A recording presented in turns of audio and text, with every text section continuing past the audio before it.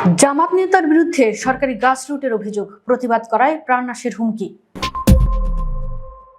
রাজশাহীতে নুরুল ইসলাম মনি নামে এক জামাত নেতা এবং তার সহোদরদের বিরুদ্ধে সরকারি রাস্তার গাছ লুটের অভিযোগ উঠেছে। প্রতিবাদ করায় এক ব্যক্তির বসতভিটা দখলের চেষ্টা, তাকে মারধর ও মিথ্যে মামলায় ফাঁসানোর ঘটনা ঘটেছে। দেওয়া হচ্ছে প্রাণনাশের হুমকি। লুট করা গাছ বিক্রি করে জামাত নেতা ও তার ভাইদের বিরুদ্ধে মোটা অঙ্কের টাকা হাতিয়ে নেওয়ারও অভিযোগ উঠেছে। এ ঘটনায় শনশুনি পাড়ার বাসিন্দা মইদুল ইসলাম গোদাগাড়ী উপজেলা নির্বাহী কর্মকর্তা বরাবর লিখিত অভিযোগ দিয়েছেন।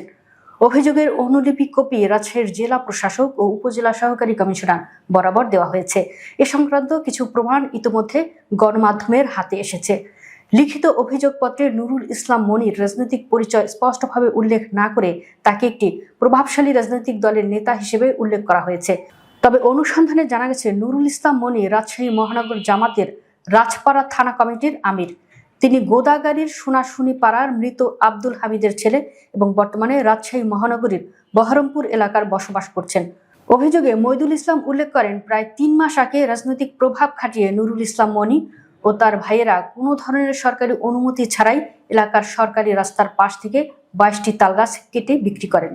লিখিত অভিযোগ হতে আরও জানা যায়, গত 25 ডিসেম্বর মনির মদদে তার ভাই রফিকুল ইসলাম, অন্য ভাই ও ভাতিজারা একই রাস্তার পাশ থেকে আরো 7টি তালগাছ কাটেন। এতে তিনি প্রতিবাদ জানালে তার খামারের ভেতরে থাকা একটি বড়ই গাছও জোরপূর্বক কেটে নেওয়া হয়।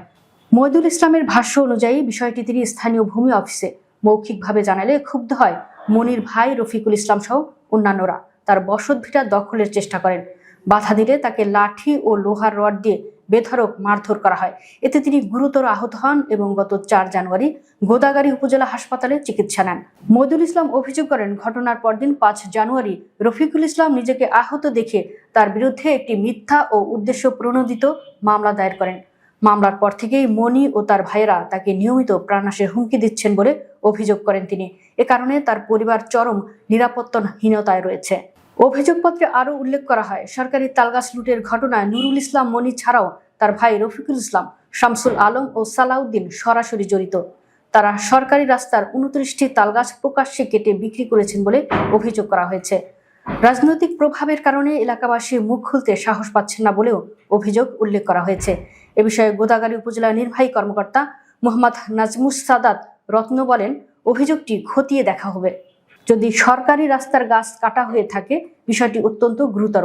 তদন্তে সত্যতা পাওয়া গেলে সংশ্লিষ্টদের বিরুদ্ধে কঠোর আইনানুগ ব্যবস্থা নেওয়া হবে।